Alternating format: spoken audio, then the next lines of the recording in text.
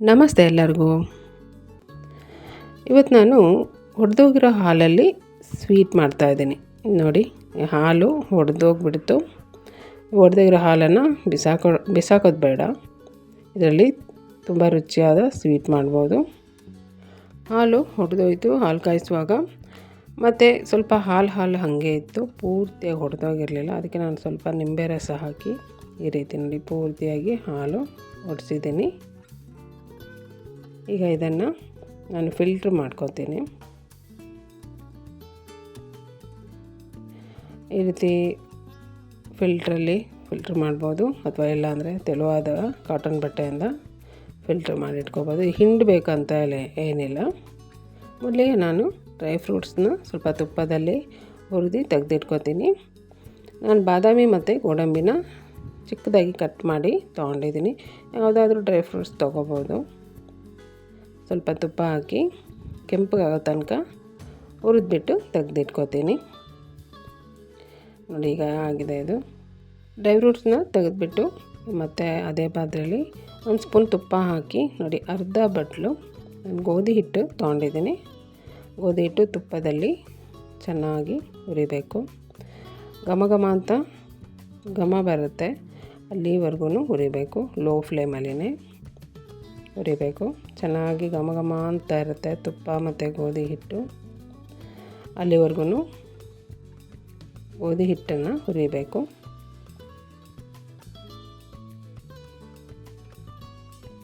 ಈಗ ಇದಕ್ಕೆ ಒಡೆದಿರೋ ಹಾಲನ್ನು ತೆಗೆದಿಟ್ಕೊಂಡಿದ್ನಲ್ಲ ಫಿಲ್ಟ್ರ್ ಮಾಡಿ, ಅದನ್ನು ಹಾಕ್ತಾಯಿದ್ದೀನಿ.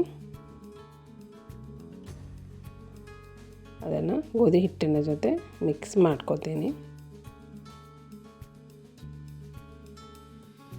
ಇದು ಸ್ವೀಟ್ ತುಂಬ ಚೆನ್ನಾಗಾಗುತ್ತೆ. ಗಿಣ್ಣು ಥರ ಟೇಸ್ಟ್ ಬರುತ್ತೆ, ಚೆನ್ನಾಗಾಗುತ್ತೆ. ಒಂದ್ಸಲ ಟ್ರೈ ಮಾಡಿ ನೋಡಿ.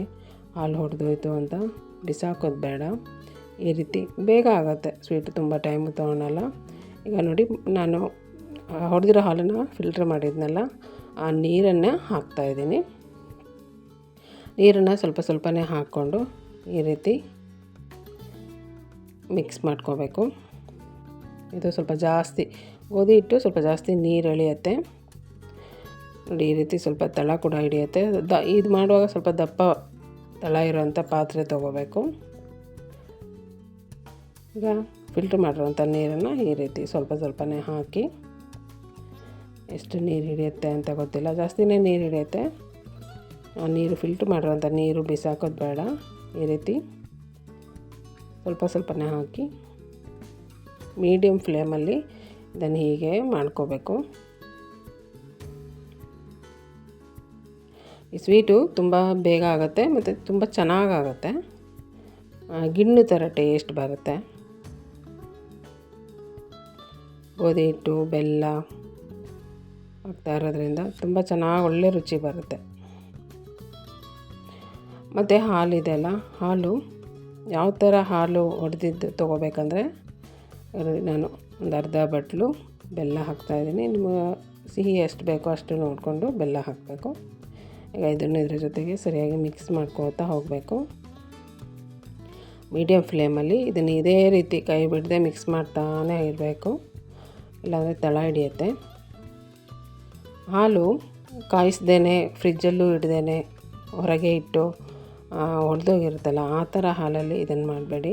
ಯಾಕಂದರೆ ಆ ಥರ ಹಾಲು ವಾಸನೆ ಆಗಿರುತ್ತೆ, ಆ ಹಾಲಲ್ಲಿ ಚೆನ್ನಾಗಿ ಬರೋಲ್ಲ. ಈ ಫ್ರೆಶ್ ಹಾಲು ಕೆಲವು ಸಲ ಒಡೆದೋಗ್ಬಿಡುತ್ತೆ, ಕಾಯಿಸ್ತಾ ಇರೋಂಗೆ ಹೊಡೆದೋಗ್ಬಿಡುತ್ತೆ. ಆ ಥರ ಹಾಲಲ್ಲಿ ಈ ಥರ ಸ್ವೀಟ್ನ ಮಾಡ್ಕೊಳ್ಳಿ, ಚೆನ್ನಾಗಾಗತ್ತೆ. ಈಗ ನೋಡಿ, ಮತ್ತೆ ಸ್ವಲ್ಪ ನೀರು ಹಾಕಿ ಈ ರೀತಿ ಚೆನ್ನಾಗಿ ಮಿಕ್ಸ್ ಮಾಡ್ತಾನೇ ಬರಬೇಕು.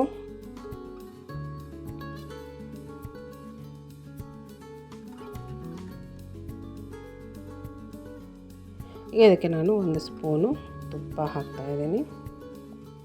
ಹಾಕಿ ಮತ್ತೆ ಹಾಗೆ ಮಿಕ್ಸ್ ಮಾಡ್ತಾ ಇದನ್ನು ಮೀಡಿಯಮ್ ಫ್ಲೇಮಲ್ಲೇ ಮಾಡಬೇಕು.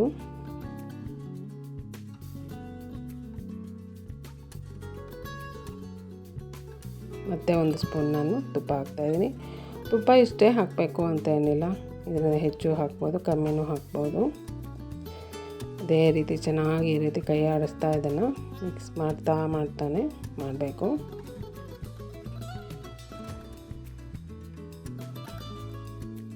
ಇದು ನೋಡಿ ಏಲಕ್ಕಿ, ಒಂದು 4 ಏಲಕ್ಕಿನ ನಾನು ಪುಡಿ ಮಾಡಿ ಹಾಕ್ತಾಯಿದ್ದೀನಿ. ಒಂದು 10 ನಿಮಿಷ 15 ನಿಮಿಷ ಹಿಡಿಯುತ್ತೆ ಇದು ಮಾಡೋದಕ್ಕೆ.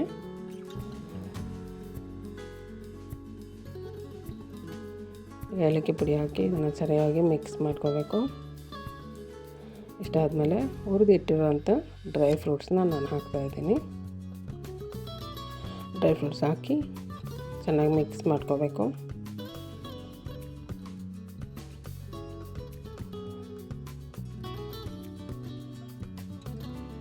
ಪಾತ್ರೆ ಸ್ವಲ್ಪ ತಳ ದಪ್ಪ ಇರುತ್ತೆ, ಅದು ತೊಗೋಬೇಕು, ಇಲ್ಲಾಂದರೆ ಬೇಗ ತಳ ಹಿಡಿಯುತ್ತೆ ಇದು. ಈಗ ನೋಡಿ ರೆಡಿ ಇದೆ. ತುಂಬಾ ರುಚಿಯಾಗಿ ಸೂಪರಾಗಿ ಆಗುತ್ತೆ. ಹಾಲು ಹೊಡೆದಿರೋ ಹಾಲಿಂದ ಮಾಡಿರೋವಂಥ ಸ್ವೀಟ್. ಟ್ರೈ ಮಾಡಿ ನೋಡಿ, ಹಾಲು ಹೊಡಿತು ಅಂತ ವೇಸ್ಟ್ ಮಾಡಬೇಡಿ, ಈ ರೀತಿ ಮಾಡ್ಕೊಂಡು ನೋಡಿ. ನನ್ನ ವಿಡಿಯೋ ಇಷ್ಟ ಆದರೆ ಲೈಕ್ ಮಾಡಿ, ಶೇರ್ ಮಾಡಿ, ಸಬ್ಸ್ಕ್ರೈಬ್ ಮಾಡಿ. Thank you.